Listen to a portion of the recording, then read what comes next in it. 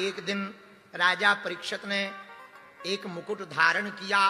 वो युद्ध के समय पर लाया हुआ मुकुट था। स्वर्णमय मुकुट पर कलयुग को बैठने का मौका मिल गया। कलयुग सिर पर बैठ गया परीक्षित जी के। उन्होंने स्थान दिया, उन्हीं पे बैठ गया।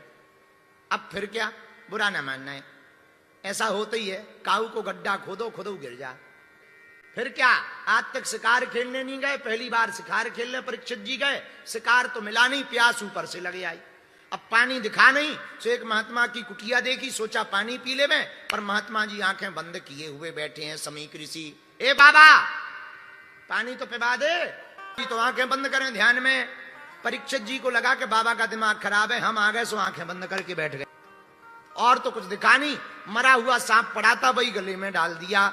समीक ऋषि तो कुछ नहीं बोले, ध्यान में थे। समीक ऋषि के पुत्र श्रृंगी ऋषि गंडकी नदी में स्नान कर रहे थे। जब पुत्र को पता लगा तो हाथ में जल लेकर के बिना सोचे श्राप दे दिया। हमारे पिता के गले में मरा हुआ सांप डाला हो, हम श्राप देते हैं, आज से ठीक 7वें दिन तक्षक नामक नाग काटेगा और उसकी मृत्यु हो जाएगी। जब समीक ऋषि को पता लगा, मन में बड़ा बुरा लगा। भाई किसको श्राप दे दिया, पता करो। बोले वो तो राजा परीक्षित थे। तब और पछताए। तुरंत खबर कर दी, राजा 6-7 ही दिन बचे हैं, 7 दिन बाद तुम्हारी टिकट कटने वाली है। राजा परीक्षित परेशान होकर के नदी के किनारे सब छोड़ छाड़ के आ गए। आदमी तभी सब छोड़ता है जब पता लग जाए कि हम मरवे वाले। अंतिम समय तक आदमी छोड़ता ही नहीं। आदमी भी बड़ा खतरनाक है। 80 साल का बुढ़ा बंबई का हमारे पास आया, मरने वाला था, सांस तेज चल रही थी, सिलेंज लगा हुआ था, बोतल चढ़ी हुई थी, नर्सें अगल बगल में खड़ी थी, फिर भी हमसे कह रहा था, महाराज ऐसी कोई भभूति दे दो हम मरे ना। कि अभी भी 80 साल में बोझ बना रहेगा तू, अभी कितने दिन जीना चाहता है, फिर भी जीना चाहता। हम भी बड़े वाले गुरु हैं, हमने भी धीरे से कह दिया, तू जिससे भभूति मांग रहा है उसे खुद एक दिन मारना है। कोई भभूति नहीं होती है तो काहे को टेंशन ले रहा है, तू भी चल, पीछे से अपन भी आ रहे हैं।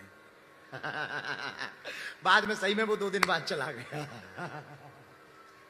फिर क्या, परीक्षित जी सब छोड़ छाड़ करके नदी के किनारे, गंगा के किनारे आ गए। महात्मा आ गए, महाराज इसकी मृत्यु निश्चित हो, उसे क्या करना चाहिए। लो ये तो सबका सवाल है, मृत्यु तो तुम्हारी हमारी भी निश्चित है, अब तुम बताओ क्या करना चाहिए।